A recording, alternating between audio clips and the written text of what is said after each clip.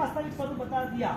दोनों तरफ की यदि कंपैरिजन करने जाए तो रंग के सामने धर्म जीत गया, यानी कि संसार का रंगमंच था या धर्म का रंगमंच था, और धर्म कैसे जीता। एक तीर्थंकर की आत्मा इसके लिए नहीं, लेकिन उसकी ऊर्जा के साथ साथ पेथर मंत्री जुड़ गए, इसके पीछे पीछे बहुत सारे सज्जन मंत्री भी जुड़ गए, इससे पीछे पीछे मिलन देवी का पुत्र कह रहे कि कैसे हो सकता है, राजा मानसी भी कह रहे, वो सोच रहे पूरे ऐतिहासिक घटनाओं से भरपूर ऐसी गिरनार की भाव यात्रा, नेमिनाथ परमात्मा का पूरा जीवन चरित्र, उनका बचपन से लेके उनका जुआनी तक, शादी के मंडप तक जाना, वहां से वापिस पशुओं का पुकार सुनना, और जीव दया की एक अलग जगह दी, करुणा ऐसी विकसित हुई कि उस करुणा के पीछे राजू भी खींची आई, मेरा भी कल्याण हो जाए जैसे इनका हुआ है। इसी भावनाओं के साथ दादा नेमिनाथ परमात्मा सहर्षा वन के अंदर उनकी आराधना अद्भुत रही। आज उनका जन्म कल्याणक है, महापुरुषों के लिए जन्म कल्याणक इसके लिए कहा जाता है कि वो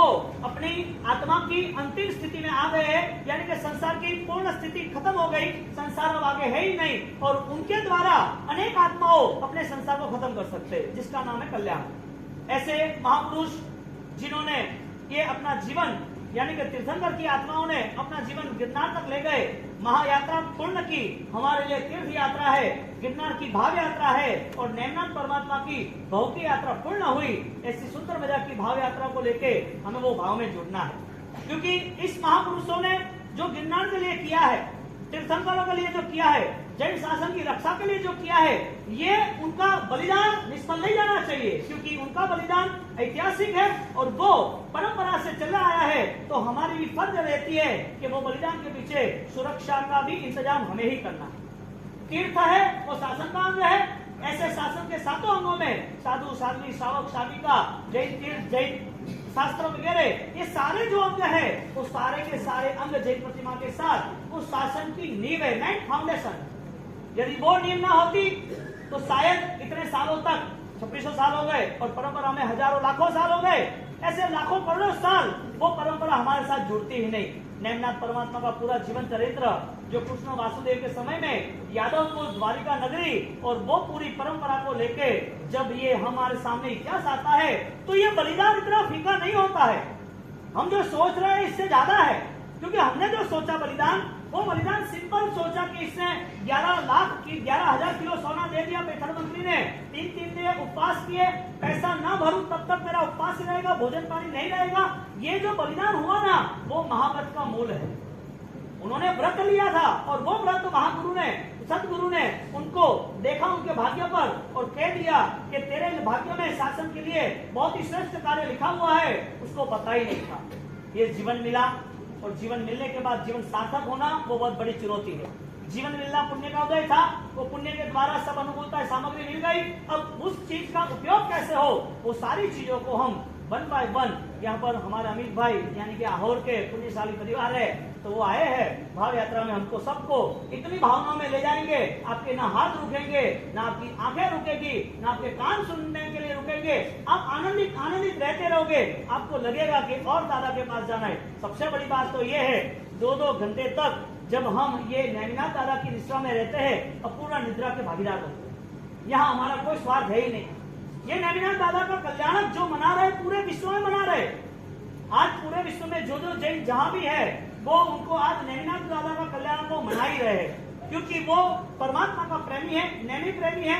और वो परमात्मा जिन्होंने इतना बड़ा संघर्ष किया और संघर्ष के पीछे पीछे अनेक लोगों को लेके आए, ऐसा गिरनार का रहस्य हमारे लिए है। ऐसे के ऐसा जूनागढ़ गिरनार का रहस्य, वो जो श्रावण मास चल रहा है, वो शिवपंथी जो है उनके लिए। जब एक साथ हजारों नदियों का पानी मिलता हो गजपत कुंड में, और वो पानी खाली इनका प्रभाव इतना है कि वो लगा ना रोग शांत। जो हजारों दवाओं, हजारों दिन तक जो रोग शांत नहीं हुए, वो रोग शांत गजपत कुंड के पानी से। वो पानी आया कहां से? ये तीर्थ हमारी धरोहर तो है, लेकिन हमारी शान है। ये तीर्थ जब हमें मिला है तो जैन शासन की जाहो जलाने में बढ़ोतरी हुई है। इसके लिए शावक के लिए तीर्थ यात्रा है, आराध्य के लिए तीर्थ यात्रा के साथ भाव यात्रा। तीर्थ यात्रा पैदल से होती है, भाव यात्रा विचारों से होती है, और दोनों साथ होता है तो भाव यात्रा भव्य होती है। भव्याति भव्य भाव यात्रा में हम आगे बढ़ने की आराधना करें। चलिए। समुद्र के शौर्यपुर नगरी के राजा देखिए क्या कहते हैं।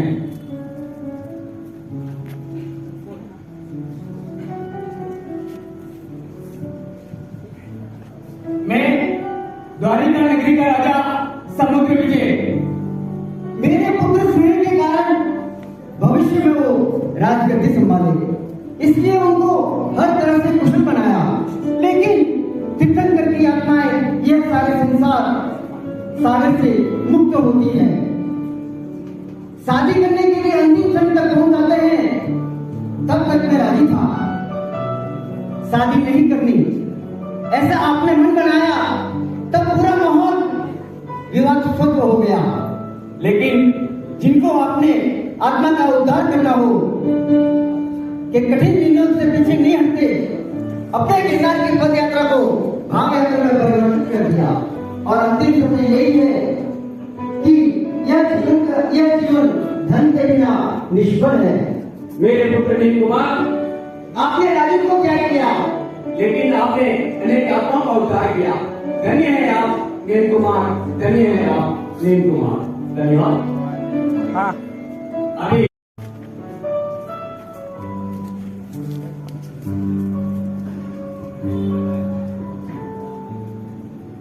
यादव कुल के राजा मेरे पुत्र नैन कुमार, आपके जन्म के समय आपका जीवन अनेक आत्माओं का उद्धार करने वाली है। आपके जन्म के समय अनेक देवी देवताओं की भक्ति देखकर मैंने अपना मन बना लिया था कि यह पुत्र शिरोमणि मेरा पुत्र मेरे साथ नहीं रहेगा। पर संसार के राग भाव के कारण संसार की जो प्रथा में शादी करनी थी, उसे देखे मैंने भी आपको दुल्हा बनाने का सपना देखा। लेकिन आपके पूर्ण भक्ति साधनाओं से होता है और सहन नहीं करता है तो मर जाता है। जैन शासन ने एक विशिष्ट हमें मार्ग दिया, वरदान दिया, मासक श्रवण के तप का, जो मृत्युंजय तप कहते हैं कि मौत को भी यदि उससे विजय पाना है तो वो मृत्यु आती है, परेशान करती है, लेकिन तपस्वी को जिसने मृत्युंजय की आराधना की है वो दर्द सहन करने की इतनी कैपेसिटी सेट कर दी है कि लास्ट मोमेंट में उसे कोई भी प्रॉब्लम होता ही नहीं है। इसके लिए इस महातप का नाम मृत्युंजय तप रखा है। हम तपस्या तो करते हैं, लेकिन मासक श्रवण के दिन दादा नेमिनाथ के आशीर्वाद के साथ साथ आज अनेक भव्यात्माओं ने यह भीष्म प्रतिज्ञा ली होगी कि आज के दिन से मुझे उपवास प्रारंभ करना है। आज मेरा उपवास वो मृत्युंजय के लिए होगा।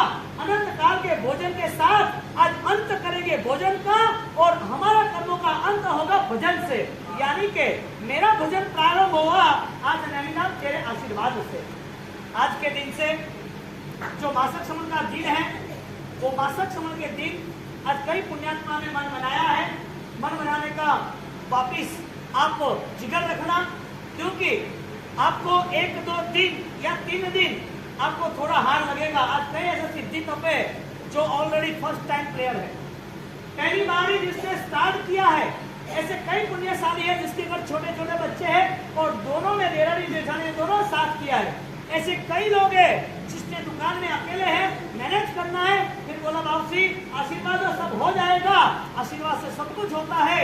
ऐसे ऐसे संघर्ष करके करके भी यहाँ तक पहुँचने वाले हैं।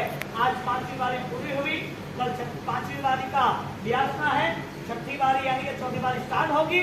और इस तपस्या की महायात्राओं में सब पुण्यशाली वो भी परमात्मा की देव गुरु धर्म की भक्ति करते करते हम हमारा स्थान निश्चित करें। तो आज हम इस परमात्मा के कल्याण में, जैसे हमने तीर्थ यात्रा पर हमें पचखान लेना है, तीर्थ को अपवित्र नहीं करना है, तीर्थ शाश्वत है, सच्चिमान है, लेकिन हमारा हिस्सा उसमें नहीं होना चाहिए। हमारा जन्म संस्कारों के कारण बेहतरीन बनना चाहिए, हमारा जीवन धर्म के कारण सफल बनना चाहिए, हमारी मृत्यु हमें अमर बनानी चाहिए। ऐसे देव गुरु और धर्म का विशिष्ट सहयोग मिला है। इस सहयोग को लेके आज नेमिनाथ दादा हमारे द्वार पे खड़े हैं। वेलकम, बट ए गिफ्ट, हाँ, जिन्होंने इस जन्म को लेके अनंत जन्मों का शांत, यानी कि अब अमरता के साथ वो पहुंच गए, अब जन्म लेना ही नहीं है, हमें वो मृत्युंजय की प्रेरणा कर रहे हैं। जो भी पुण्यशाली आज यहाँ बैठे हैं वो मन बनाने की तैयारी करना, शायद भोजन किया तो कल से स्टार्ट करना, हम छठ में साथ करेंगे सिद्धि पालों के साथ, लेकिन मासक श्रवण का तप करना, एक विष्णु प्रतिज्ञा के साथ आगे बढ़ना। वो कोई सिंगल बॉडी है, कोई हेल्दी है, कोई दवाई ले रहा है, कोई दुकानदारी में है, कोई घर में है, ये कोई मायने नहीं रखता है। मायने एक ही चीज रखता है, गॉड ब्लेसिंग। देव गुरु धर्म की कृपा होती है और वो कृपा से वो उसका बेड़ा पार होता है। बस ये महायात्रा बहुत प्रारंभ हुई, बहुत बढ़िया हुई। इसके साथ साथ हमें गिरिराज यानी कि दादा गिरनार के नेमिनाथ परमात्मा की हमें आरती मंगल दिवा करना है। तो दोनों गणपति जो बने हैं पुण्यशाली आत्मा वो ही उतारेंगे और यहाँ पर दादा गुरुदेव की आरती करेंगे। वो आपको पुण्यशालियों को, तपस्वियों को खूब खूब धन्यवाद, खूब खूब साथा में हो। आप 11:30 तक बैठे हैं और चालू दिन है और हमारे आप देखो एक एक खोए गए रतन कैसे है। स्तुति जैन संघ में गुरु महाराज ने आशीर्वाद कैसे दिए है।